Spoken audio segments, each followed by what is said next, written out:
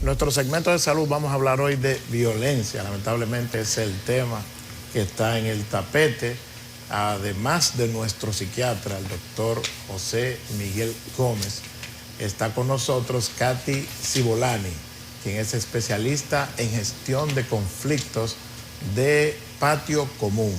Buenos días. Buenos días. Buenos días. Doctor, buen día. Gusto de verles, como siempre. Placer verle. Doctor, preferencia a la rama.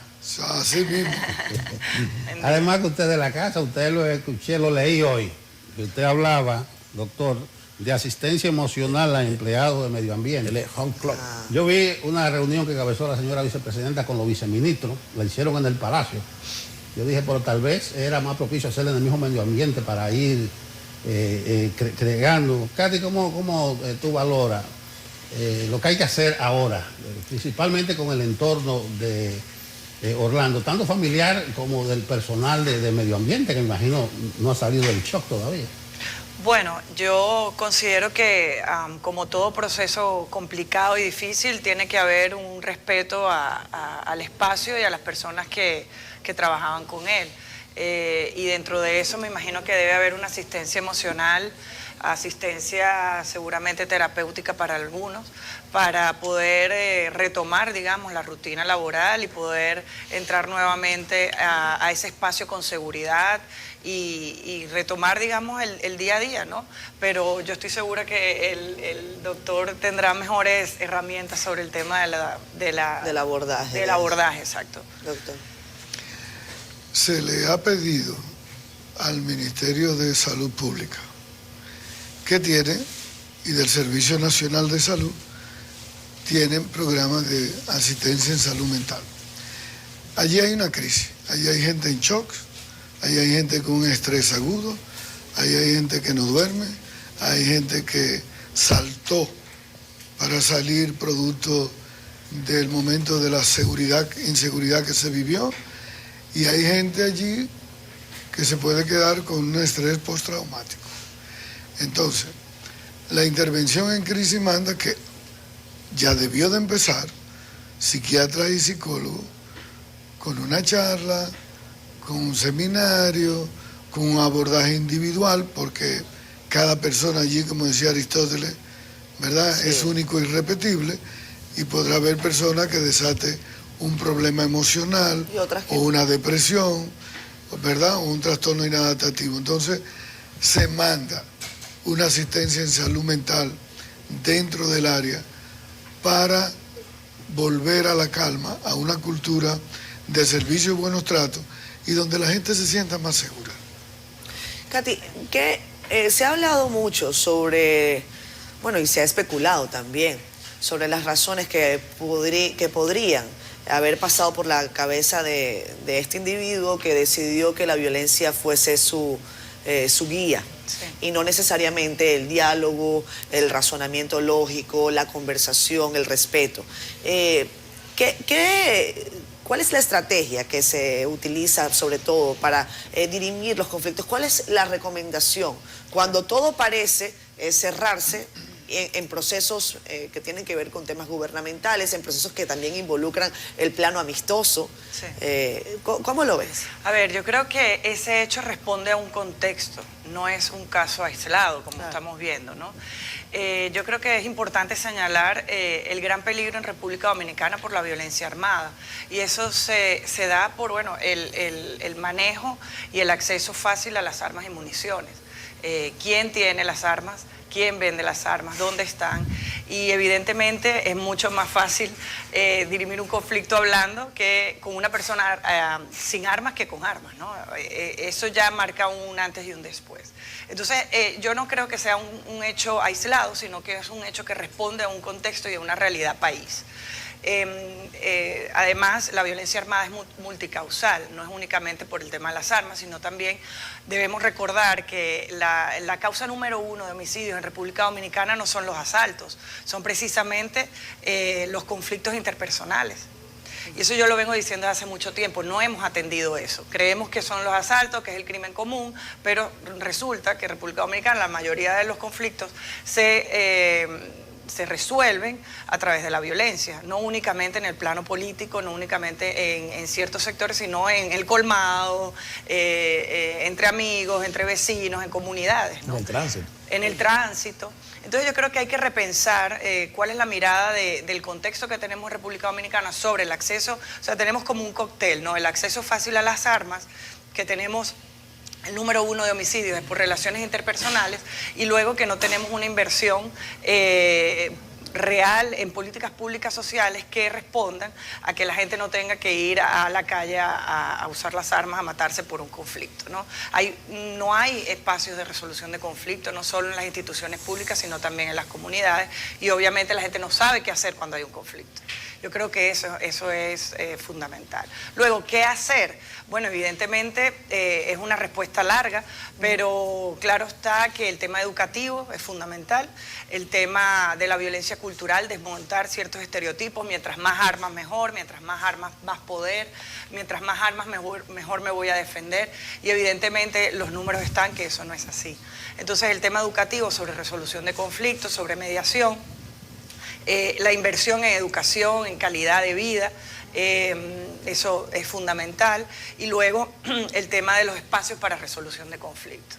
Eso yo creo que son como 3 grandes quehaceres. Nosotros tenemos un tema de violencia desde hace mucho tiempo, pero obviamente eso tiene niveles a veces más altos, o sea, los llamados picos. Sí. Y a veces uno observa que hay como una racha de hechos, a veces de hechos similares. Sí. Y uno piensa que si eso puede tener alguna, lo que se llama el efecto contagio, que si eso puede existir. No sé si ustedes, quizás desde el punto de vista diferente, podrían abordar ese aspecto. Yo considero que estos picos los hemos visto siempre. O sea, viene tema violencia, tema homicidio, tema robo. Hay 2 semanas de esa es la noticia. Mandamos policías a la calle, mandamos militares a la calle, hay una aparente tranquilidad y vuelve y se repite. Eso no es algo nuevo, eso no es de este gobierno, eso siempre ha sucedido.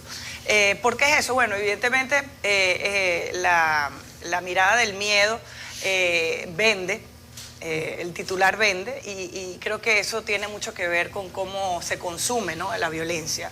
La violencia vende y se consume, por lo tanto es como rentable. Y esos picos, como tú dices, empiezan a salir porque, bueno, la gente quiere ver qué está pasando, por qué está pasando. Hay como una sensación de esto me puede tocar a mí. Entonces hay políticas rápidas, planes rápidos, operativos rápidos, pero que no van a la raíz. Desde el enfoque de construcción de paz, que es el que trabajo yo, una de las grandes razones por las que la violencia no termina, es porque atacamos en la consecuencia y no la raíz de la violencia. Cuando vamos a un barrio, militarizamos, sacamos una tanqueta, estamos creyendo que la violencia es la consecuencia, no el que mató. Pero evidentemente eso tiene un montón de razones y una raíz muy profunda, y ahí es donde hay que atacarla. Entonces, bueno, yo considero que esos picos siempre han estado, siempre van a estar, y no podemos tratarlos como paños calientes, como creer que, bueno, es como está ahora, sacamos militares, vamos a las tanquetas, vamos a los barrios y se va a acabar el problema. Yo creo que va mucho más allá de eso. Pero el país se repite, así con la violencia. Yo pongo el ejemplo de los vidrios tintados. Un momento contra los vidrios tintados porque hubo un acto delictivo, hasta que aparece un jefe, dice, usted no sabe quién soy yo, y siguen los vidrios tintados. ¿Qué hacer para que no se repita? Ya tú hablas de política, pero yo le pregunto a José Miguel, en este caso, el paciente no está entre 4 paredes, está en una gran área territorial, y el paciente es un conglomerado, es la sociedad en sentido general. No sé qué cosas puntuales se podrían sugerir ahora, que no sea meter la tanqueta en el barrio, que no sea atemorizar, hacer planes de desarme, como dicen las autoridades, que incautaron 23 armas de fuego y una de juguete. No sé qué importancia tiene eso. ¿Qué hacer? Yo creo que eso nos remite a políticas públicas, pero de manera puntual. ¿Alguna campaña?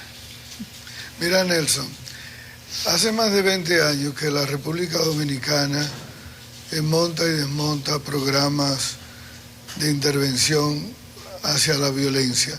y programas de seguridad ciudadana que han ido fracasando, porque lo enfocan, como muy bien decía la colega, lo enfocan hacia las consecuencias, no apuntan sobre las causas. Y es que esas políticas públicas que han fracasado, cuando lo enfocan a la represión y dejan las causas de intervención psicosociales y no las unen con los problemas de falta de servicios básicos en una población que ha ido migrando desde la parte rural a la parte urbana, a cordones de grandes ciudades, sin servicios básicos, sin energía eléctrica, sin salud, sin vivienda, sin agua potable. Eso va sumando la acumulación de frustraciones, de desesperanza, de desmoralización sin esperanza, la conflictología aumenta, las desigualdades, y esas personas que tienen que sobrevivir, entonces sobreviven en el mercado informal, y de ahí vienen el microtráfico, de ahí viene la delincuencia, el bandolerismo, el pandillerismo y todo lo que tiene que ver con las causas sociales. Evidentemente que la pandemia acrecentó más las desigualdades, la pobreza, las limitantes, la frustración. Y ahora la República Dominicana, al igual que el mundo, al igual que Latinoamérica, ha visto crecer y aumentar los disparadores de riesgos psicosociales.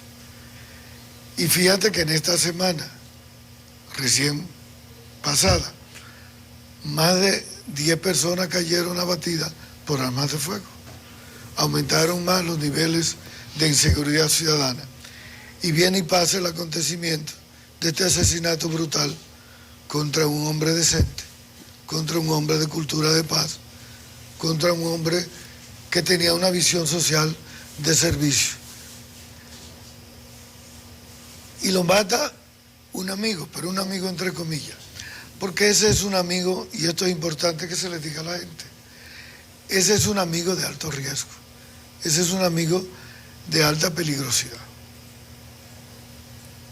Y ahí fue la trampa. Cuando usted tiene un tipo de esa persona cerca de usted y no se le pone límite, y no se le dice que no, y no se le excluye, y no se le pone distanciamiento emocional positivo para distanciarlo, para quitárselo de arriba, porque es una persona recurrente, entra a agredir normas, es desafiante, es pusilánime, pero a la vez confunde porque se muestra afectivo, solidario y hace presencia, pero a la vez tiene un propósito y busca ese fin y busca ese propósito. Y cuando tú buscas el prontuario de transgresión a las normas, te das cuenta que ahí hay un comportamiento disocial. Y ahí es donde vamos. Cuando tú tienes amigos de altos riesgos y tú no tienes la capacidad del olfato o la ingenuidad o la permisividad, donde tú no sabes detectar, olfatear, cuando tú tienes una persona a tu lado que es altamente peligroso, que te hace vulnerable al riesgo, que te va a hacer tocar fondo por las medidas, por la forma, por los hábitos, ahí es donde fallamos.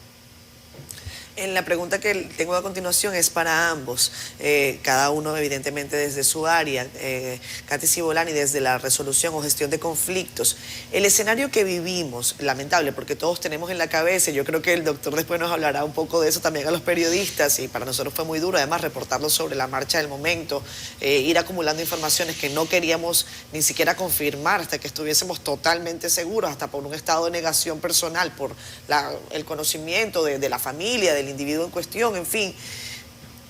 En el momento en que esto ocurre, Katy, los que estaban alrededor, me refiero a seguridad, que tal vez pudo impedir o no lo que ocurrió, este individuo llegó, golpeó a otra persona, un momento antes, se llamó. ¿Qué pudo haber hecho el personal? No los vamos a responsabilizar ni a culpabilizar, pero ¿había algo que hacer? Esa es una pregunta para el tema del manejo del conflicto. Doctor, desde su perspectiva, ¿cuál es la alarma que tal vez no se vio? ¿Qué fue lo que no se advirtió y que pudo? Evidentemente estamos hablando sobre un escenario figurativo y de ninguna manera se responsabiliza a la víctima de lo que ocurrió. Pero ¿qué pudo haber? ¿Qué lección le podemos sacar a esto? Mira, las personas que tienen comportamientos disociales, las personas de alta conflictividad, las personas desafiantes, transgresoras, siempre tienen un prontuario y tienen situaciones que te dan señales y que te mandan señales. O sea, esto no pasó de la nada. O uno a veces las minimiza, Sí. o uno a veces, por la sanidad o la ingenuidad de uno, no las ve, pero esta persona no llega el día a cometer el asesinato sin tener una hoja de violación a norma y a desafío y amenazas sutiles y extorsiones. Fíjate que al jurídico, meses antes, había litigado y lo había amenazado. Sí.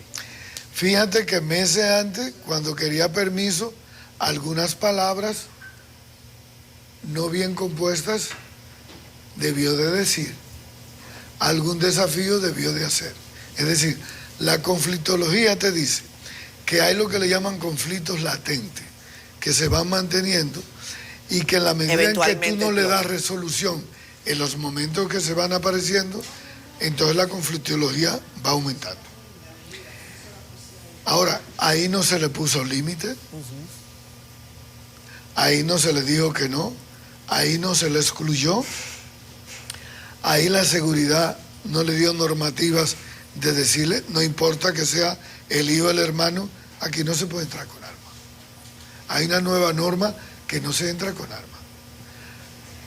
Entonces, ¿qué resulta? Es que no se le revisó ni siquiera. Que esta persona, las personas que matan, que asesinan, que lo hacen con un prontuario de alevosía y de preparación, frío, calculador, que hace el escenario, esa persona no llegó ese día con ese acto.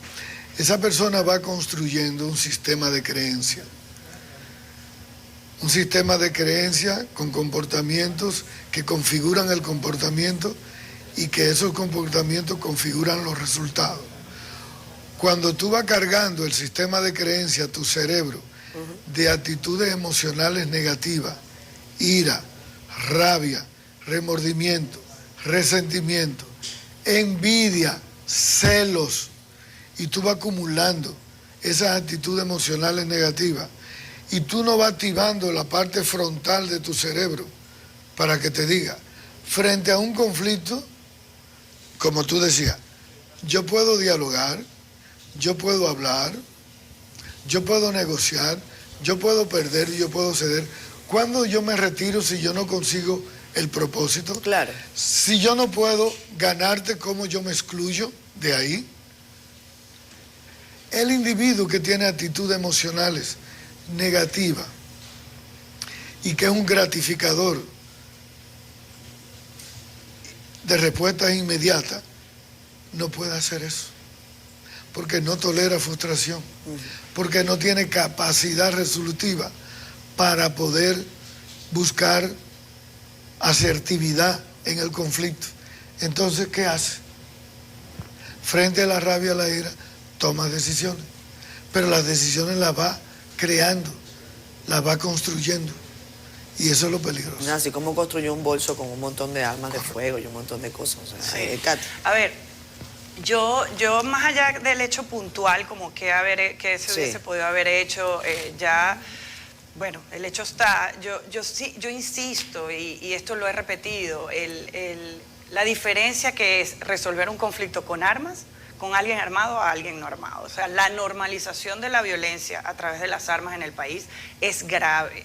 el acceso fácil a las armas es grave, que hayan decomisado tantas armas. Es muy simbólico que haya habido un arma de juguete. O sea, con lo que sea yo necesito sentirme seguro. O sea, se pretende que con cualquier arma, aunque sea de juguete, yo voy a estar más seguro. Y está demostrado que mientras más armas, más vulnerable eres. Mientras más tengas armas encima o más tengas armas guardadas, etcétera, más vulnerable eres. Entonces yo creo que el mensaje tiene que ser que las armas nunca van a ser un mecanismo de defensa y de resolución de conflictos. Si ese hombre no hubiese estado armado, no hubiésemos estado contando nada de lo que estamos contando aquí, aunque haya entrado y cerrado la puerta del despacho. Quiero decir, esa es la gran diferencia aquí. Y la normalización de esa violencia es a nivel también cultural, como, bueno, yo soy hombre, soy militar, yo puedo tener las armas, déjenlo pasar porque él es hombre militar y no se le puede detener, ¿no?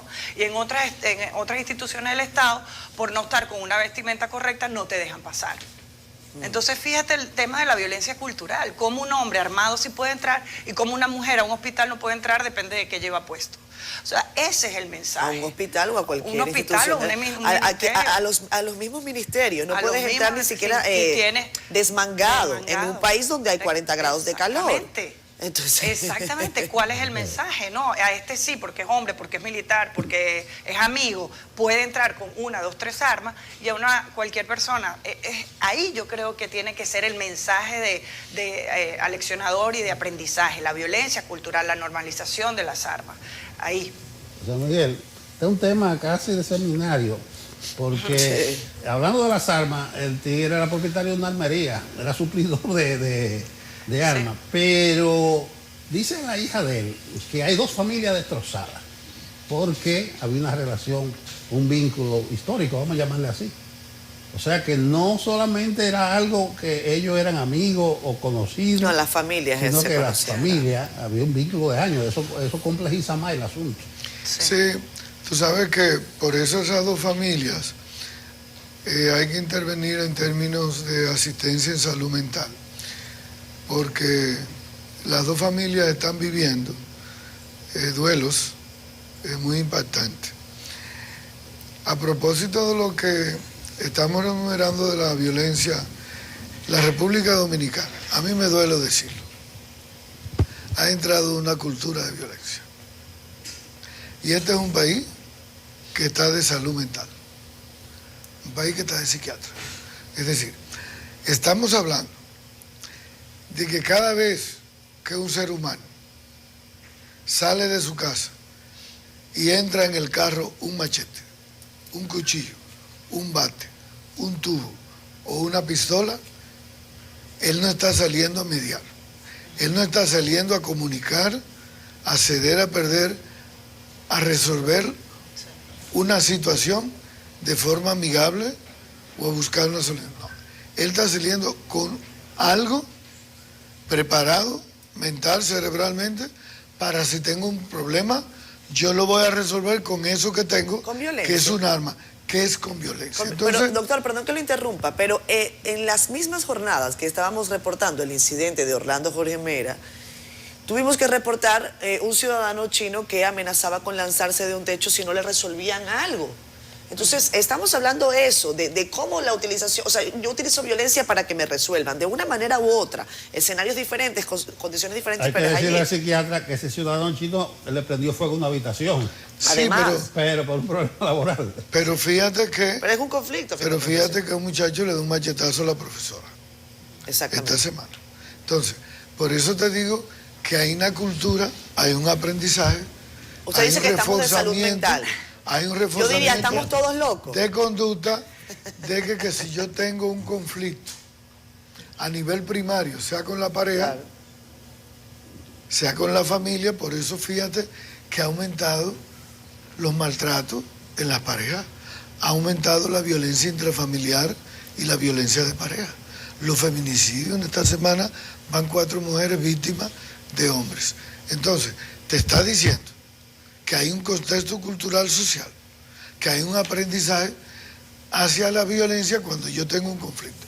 Y de la única forma, o sea a través de la educación, o sea mandando políticas públicas más eficientes, más eficaces, a través de los medios, de las iglesias, de los juntas de vecinos, en todos los espacios de socialización, de poder hacer intervenciones para desmontar estos problemas del sistema de creencias que los dominicanos nos estamos preparando para ser violentos.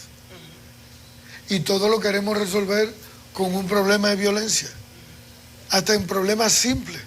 Entonces, eso hay que desmontarlo. Sí, yo creo, perdón, no hay una pregunta, pero yo creo que ese tema de la cultura de violencia responde a modelos educativos, a modelos estructurales, a la dificultad de accesos básicos, a derechos fundamentales. Cuando yo no tengo una vivienda digna, cuando yo tengo jóvenes que no tienen trabajo digno, cuando no hay un acceso a la salud, todo eso es como un montón de factores que se van uniendo para que yo no sepa cómo resolver las cosas de otra manera. El diálogo no es culturalmente aceptado en República Dominicana porque se entiende que lo mejor es tener un arma, lo mejor es pegar, lo mejor es dañar a la otra persona, ¿no? Evidentemente no es en todos los contextos, pero yo considero que es fundamental introducir en la educación mecanismos de resolución de conflictos, cómo dialogar, cooperación. Eso no está, es mucho más fácil competir, se hace más fácil la competencia. Por eso, si yo tengo niños pequeños que aprenden a competir o ganar, perder, pues de adultos yo no voy a tener personas que estén dispuestas a dialogar. Entonces eso tiene que ver mucho con modelos educativos y modelos estructurales que no están basándose en el acceso a derechos y en el acceso a espacios de resolución a través del diálogo.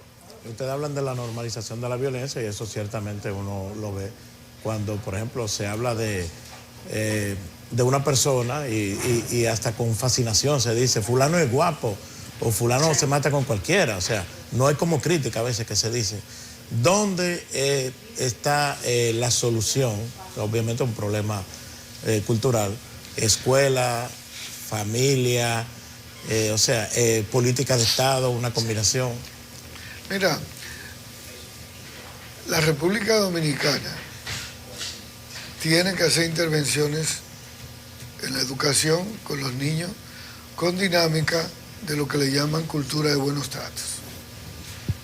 Y la cultura de buenos tratos, la cultura de tolerancia, está basada, no me dañe, no te daño. Por eso lo decía lo del amigo. Cuando un amigo es sano, no te daña. Cuando una pareja es sana, no te daña.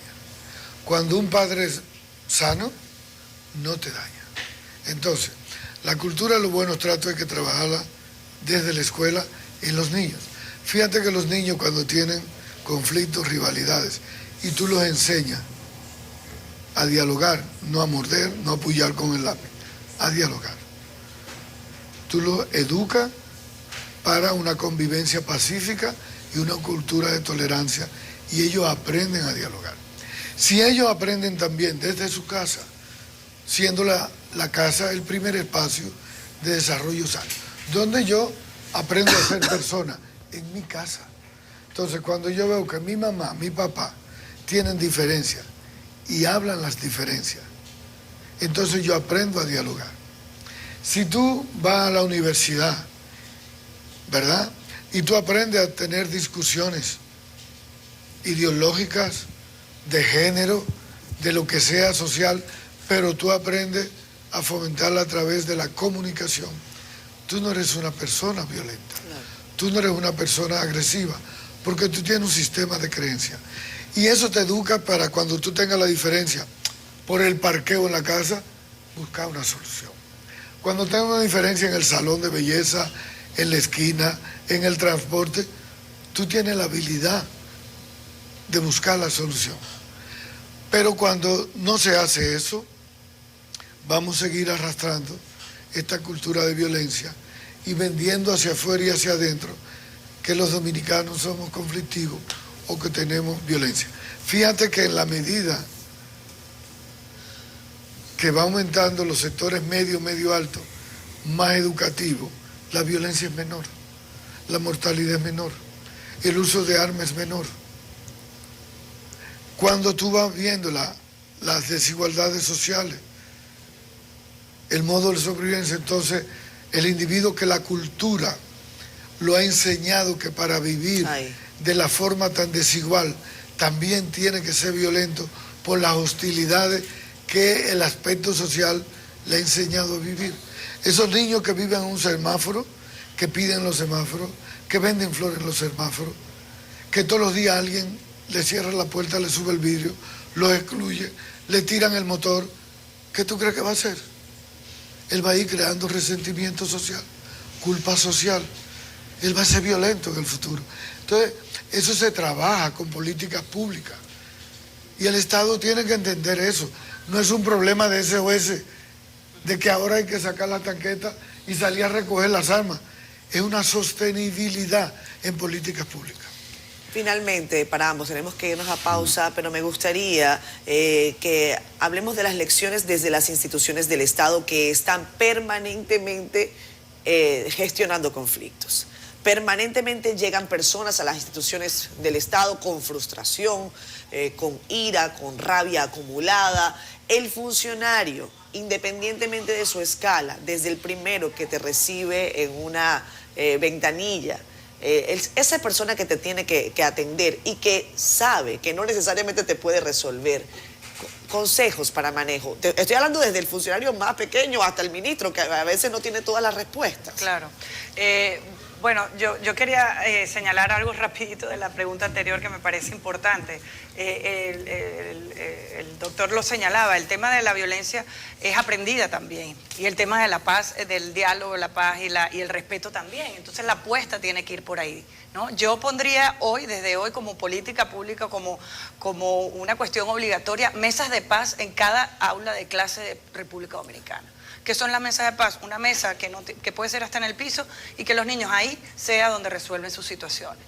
Y eso, si lo aprendes desde los 3 años, está demostrado, tiene unos resultados maravillosos para luego tener personas que sepan dialogar ante un conflicto. Entonces yo creo que así como la violencia es aprendida, también lo otro, y la apuesta tiene que ir por ahí. Sobre lo que preguntaba, bueno, en las instituciones del Estado no hay espacio para resolución de conflictos. Nadie sabe qué es la mediación. Si hay un conflicto, o la persona la tenemos que eliminar y sacar, o pasa lo que pasó. Creo que tiene que haber un término medio, tiene que haber espacio para la resolución. Una persona encargada para ese tipo de crisis, para ese tipo de personas que no saben manejarse, no sé si pueden ser especialistas de la salud, mediadores, no lo sé, pero creo que tiene que haber un espacio donde se deriven casos como estos, porque no pasa, él llegó al último eslabón, pero evidentemente siempre hay alguien en recepción que tienen que sacar a las patadas porque la persona no se pudo aguantar. Entonces, tiene que haber una vía, un mecanismo para eso. Mira, en las instituciones, Catherine, en República Dominicana y en el mundo, desde la empresa, la escuela, las instituciones, todas las instituciones del Estado, tienen departamentos de recursos humanos, pero no los utilizan. No los utilizan, que es el instrumento, la canalización de recursos humanos, que es que traza la política de salud mental y es que tiene que tener la política de resolución al conflicto. Cuando en una escuela la orientadora hace la dinámica de resolución al conflicto y hace la cultura de paz y de tolerancia, la escuela funciona diferente. Cuando los adolescentes crean bandas y pandillas dentro de la escuela, que es un reflejo de la sociedad, porque la escuela es un síntoma de la sociedad. Y entonces la orientadora traza las políticas del manejo de la conflictividad en adolescentes y los pone en esa mesa de paz. Se da cuenta que desmonta la hostilidad y la violencia en la escuela. Cuando en una empresa hay conflicto entre dos compañeros, entre un departamento, de gente que no se habla, del otro que está irritable, del otro que tiene el síndrome de Burnout, que está harto y está cansado y no da más como trabajador y no saben qué hacer con él, lo cambian de todos los departamentos. Recursos humanos es que tiene que intervenirlo para enseñarlo al manejo de conflictos. Esa muchacha que está en la información, que a todo el mundo le contesta más y le tira el papel, hay que llamarle y decirle no. Tiene que escuchar, darle esperanza a la gente, darle solución, aprende a decir las gracias, aprende a decir buenos días. Entonces, tú aprendes con políticas públicas que ese Departamento de Recursos Humanos tiene que abordar eso. Pero el ministro, la persona que es la cabeza, tiene que entender en el eje horizontal de la política pública de entender estas cosas. Yo pienso que es el enfoque multidisciplinario, intersectorial que tenemos que hacer. Bueno, como decía Nelson, es un tema de seminario. Pues. Por ahora tenemos que hacer una pausa. Agradecemos al doctor José Miguel Gómez por su acostumbrada orientación. Muchas gracias por compartir contigo. Y a Muy Katy inteligente. Zubolani. Igualmente.